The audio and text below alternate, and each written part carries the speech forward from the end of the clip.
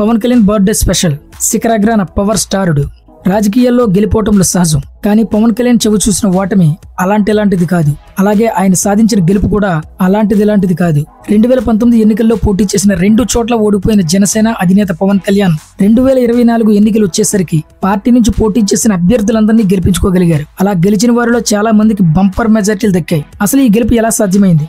సినీ రంగంలోని పవన్ కళ్యాణ్ స్టార్డమ్ గెలుపోవటములకు అతీతంగా సాగింది. అయితే సినిమా వేరు, రాజకీయాలు వేరు. ఓ సినిమా ఫ్లాప్ అయితే తదుపరి సినిమాపై ఇంపాక్ట్ మరీ అంత ఎక్కువేమీ ఉండదు స్టార్ హీరోలకి. రాజకీయాల్లో అలా కుదరదు కదా. ఎన్నికలంటే 100 కోట్లు కాదు, 1000 కోట్ల రూపాయల ఖర్చుతో కూడిన వ్యవహారం. కానీ జనసేన పార్టీ భావాజాలం వేరు.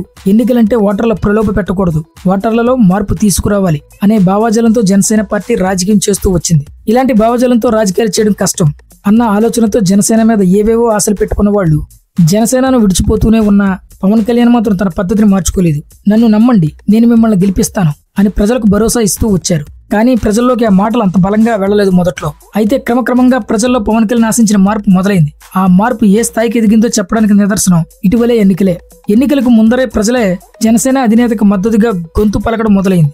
పవన్ కళ్యాణ్ వ్యక్తిగత జీవితంపై రాజకీయ ప్రత్యర్థులు చేసే విమర్శలకు ప్రజలే కౌంటర్ అటాక్ ఇవ్వడం చూసాం. పవన్ కళ్యాణ్ సాధించిన విజయం ఇది.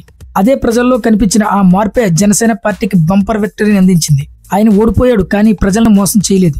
ఆయన సాయం చేశాడు, ప్రజలను ఏనాడు దోచుకోలేదు అంటూ ప్రజల నుంచి బలంగా వచ్చిన మాట ఓటు రూపంలో జనసేనకు అండగా నిలబడింది. 2019 నుంచి 2024 వరకు ముఖ్యమంత్రిగా ఉన్న వైఎస్ జగన్ జనసేన అధినేత పవన్ కళ్యాణ్ పేరును ప్రస్తావించడానికి ఇష్టపడలేదు. అలాంటి వైఎస్ జగన్మోహన్ రెడ్డిని ఉద్దేశించి నెత్తి మీద కాలు వేసి అందపాతాళానికి తొక్కుతాను అంటూ వ్యాఖ్యానించిన పవన్ కళ్యాణ్ మాట నిలబెట్టుకున్నారు.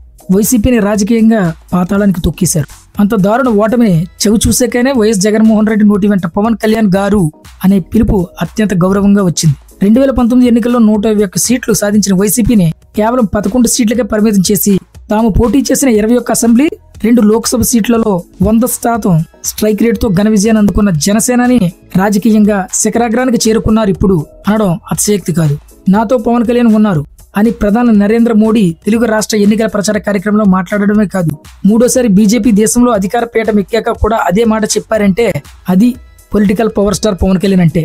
ఏది ఈ రోజు పవర్ స్టార్ పవన్ కళ్యాణ్ గారి పుట్టినరోజు కాబట్టి ఆయనకు many happy returns of the day power star Pawan Kalyan గారు alias AP deputy CM Pawan Kalyan గారు.